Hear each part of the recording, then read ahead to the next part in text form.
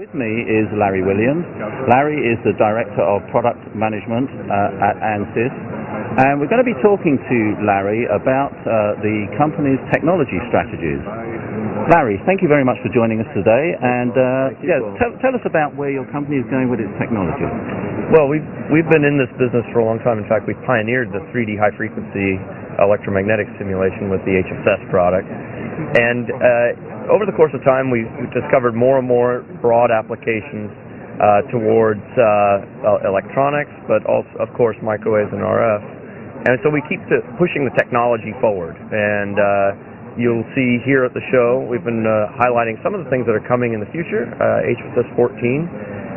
And we've recently announced several things that have come out in the software, including an integral equation solver, so that's a departure from our original finite elements. We're now talking about a physical optics solver. We released last year transient in using finite elements, and a really interesting technique called the finite element boundary integral method, where we link together integral equations with finite elements. So the overall strategy here, if I can explain to your viewers, is that it's not just about delivering a particular solver technology, a new solver technology like physical optics or integral equations, but making all of them work together. They're all in the same interface, and we hybridize those codes. And so this is a core strategy for the electronics business unit of ANSYS, is to build together these solvers to be able to assemble a model and then apply the proper numerical technique to a particular portion of the model. And then using a hybrid solution technique, we can solve those together. Another core strategy for our group is to leverage modern compute hardware, especially high-performance computing. We see more and more of our customers going towards cluster computing, but also just multiple cores and multiple processors.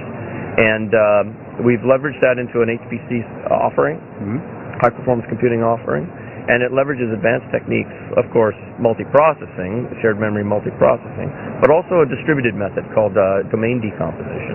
So we have individual domains of a problem, and each domain, each portion of a single problem can be solved on a different computer, a separate computer. And as we drive forward, each of those domains could be a different solver technique. Okay. So we're really driving to this hybrid idea, high-performance computing.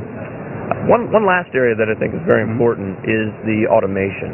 As I mentioned earlier, 20 years ago or 21 years ago when HFSS was released, it was really focused for microwave engineers. And of course, it is still the most valuable tool in the market for those engineers.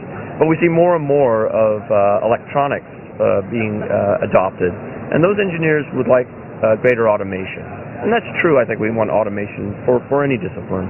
And so recently we provided what we call a solver-on-demand technique.